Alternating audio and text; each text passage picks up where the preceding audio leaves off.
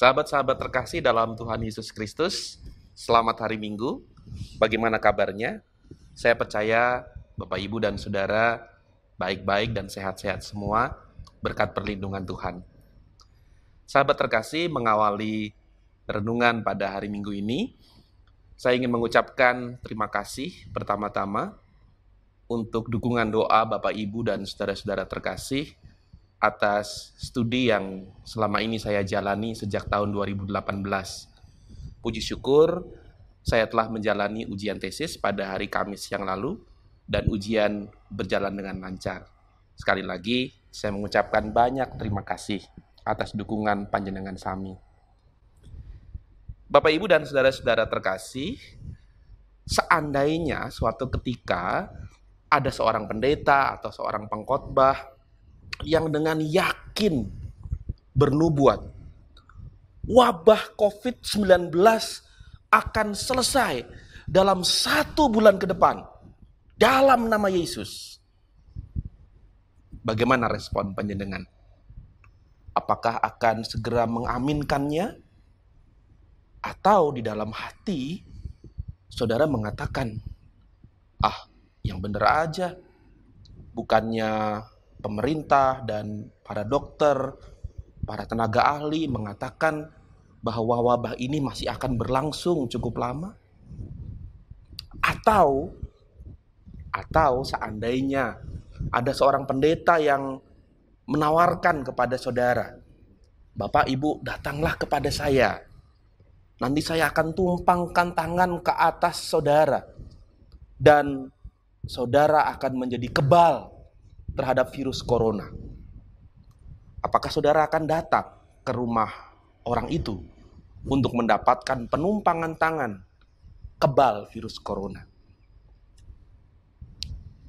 Yang jelas saudara, sekitar 1 atau 2 bulan lalu di Kamerun ada seorang pendeta yang mengklaim bahwa ia bisa menyembuhkan penderita penyakit COVID-19 hanya dengan menumpangkan tangannya di atas orang yang menderita penyakit itu. Nama pendeta itu adalah Franklin DeVore. Nah, ini fotonya. Ini tampilan beritanya. Pendeta Franklin DeVore yang mengklaim bisa sembuhkan penderita virus corona.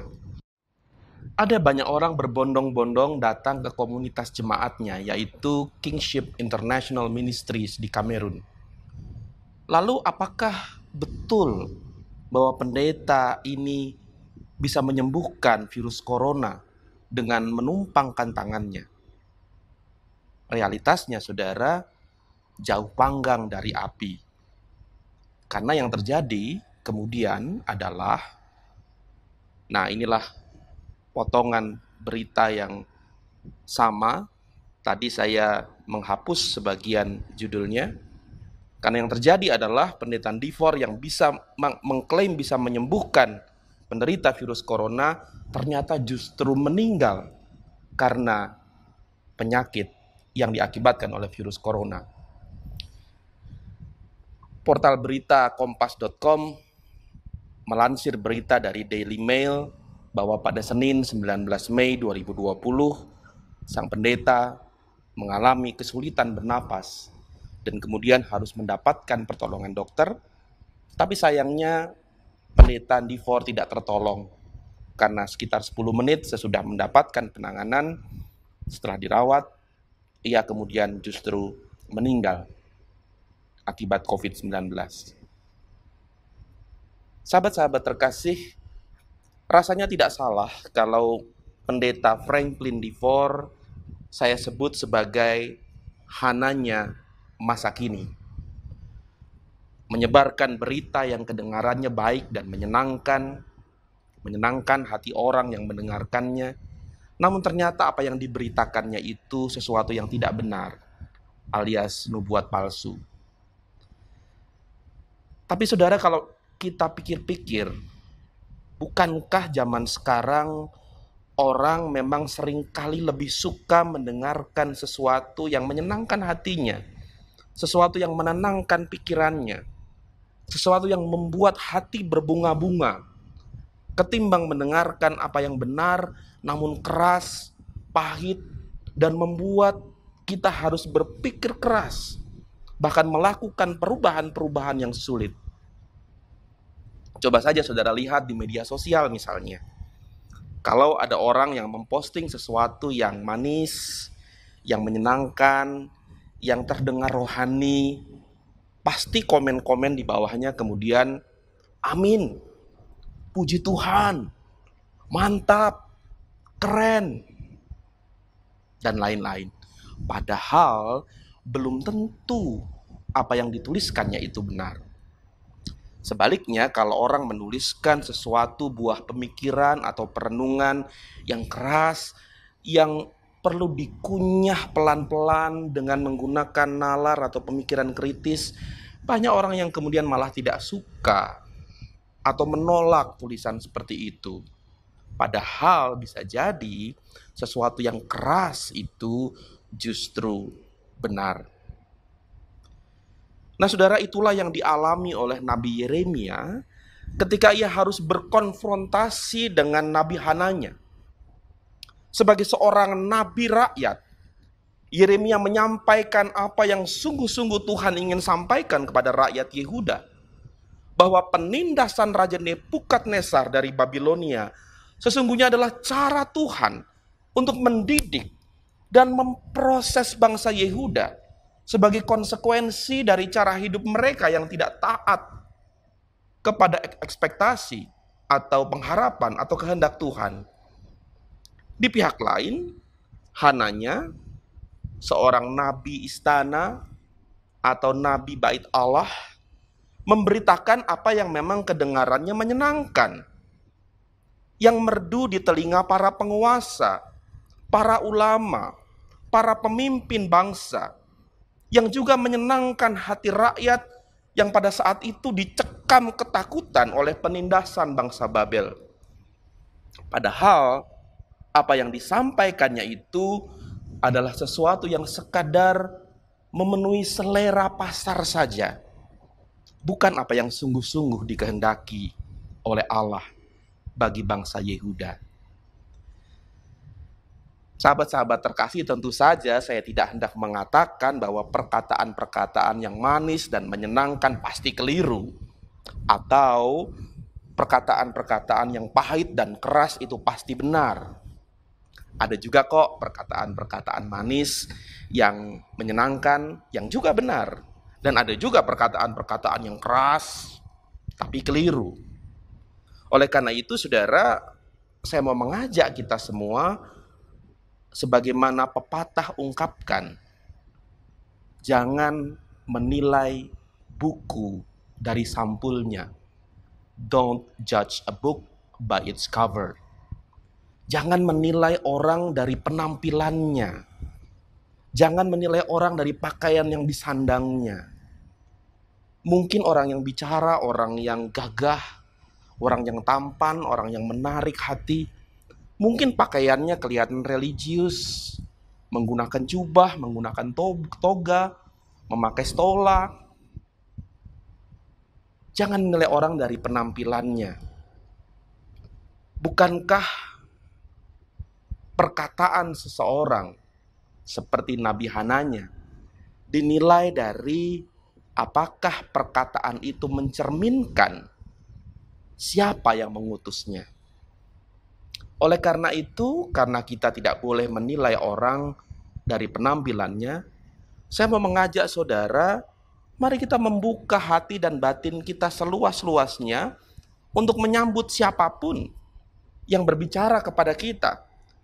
Jangan terburu-buru menilai apakah seseorang ini pasti baik atau dia pasti buruk. Bukalah hati dan batin kita seluas-luasnya untuk menerima siapapun yang berbicara kepada kita, baik melalui lisan maupun tulisan. Namun milikilah pikiran yang kritis untuk menilai apakah yang dikatakan atau dituliskan orang itu menunjukkan bahwa ia diutus oleh Allah, ataukah apa yang dikatakannya itu hanya datang dari kehendaknya sendiri saja.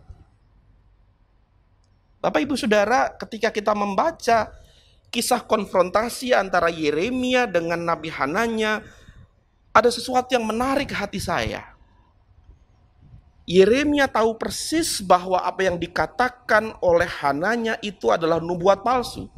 Sesuatu yang tidak dikehendaki oleh Allah. Tetapi toh Yeremia tetap menyambut Hananya dengan baik. Yeremia tahu bahwa nubuat yang Hananya sampaikan adalah nubuat palsu. Namun ia tidak menghadapi lawannya itu dengan frontal, dengan konfrontasi, melainkan dengan tenang dan dengan sabar. Yeremia merespons, menjawab Hananya dengan tegas, namun juga tetap dengan sabar. Yeremia memahami bahwa bagaimanapun ia perlu menyambut dan memperlakukan seorang nabi yang bekerja bagi rakyat dengan sikap hospitalitas. Bapak, Ibu, dan saudara-saudara di dalam Kristus Yesus, hospitalitas atau penyambutan yang baik dari kita kepada sesama manusia, itulah sesuatu yang diharapkan oleh Allah untuk kita lakukan dalam kehidupan sehari-hari. Bahkan hospitalitas kita kepada orang lain sesungguhnya merupakan juga wujud hospitalitas kepada Allah. Ketika kita menyambut orang dengan baik, maka sesungguhnya kita juga menyambut Allah dengan baik. Yesus mengatakan demikian. Barang siapa menyambut kamu, ia menyambut aku. Dan barang siapa menyambut aku, ia menyambut dia yang mengutus aku. Barang siapa menyambut seorang nabi sebagai nabi, ia akan menerima upah nabi. Dan barang siapa menyambut seorang benar sebagai orang benar, ia akan menerima upah orang benar. Dan barang siapa memberi air sejuk secangkir saja pun kepada salah seorang yang kecil ini, karena ia muridku, aku berkata kepadamu, sesungguhnya ia tidak akan kehilangan upahnya daripadanya. Sahabat-sahabat terkasih, Allah bisa berbicara kepada kita melalui siapa saja. Allah bisa berbicara melalui pendeta, melalui penginjil, melalui penatua, atau melalui diaken. Tapi bukan hanya melalui orang-orang berjabatan gerejawi ini saja. Allah juga bisa mengutus seorang guru, seorang dokter, seorang polisi, seorang tentara, seorang buruh, atau bahkan seorang ibu rumah tangga untuk menyampaikan kehendak Allah. Bahkan Allah dapat mengutus pengemis, gelandangan, waria, pelacur, bahkan seorang anak kecil yang seringkali tidak dianggap untuk menyampaikan kebenarannya. Sekali lagi, jangan melihat apa, siapa, dan bagaimana orang yang berbicara itu, karena penampilan bisa menipu kita. Tapi lihatlah dia yang mengutus, pandanglah dia yang mengutus. Sambutlah sesama manusia dengan tangan dan dengan hati yang terbuka, dengan sepenuh hospitalitas yang merengkuh semua manusia. Sambutlah sesamamu layaknya saudara menyambut seorang rasul, seorang nabi, bahkan menyambut Kristus sendiri. Karena Kristus berkata, sesungguhnya ia tidak akan kehilangan upahnya daripadanya. Mari menyambut siapapun yang berbicara kepada kita dengan respek, dengan hormat, karena kita memandang dia yang mengutus sesama kita. Tuhan memberkati kita. Amin.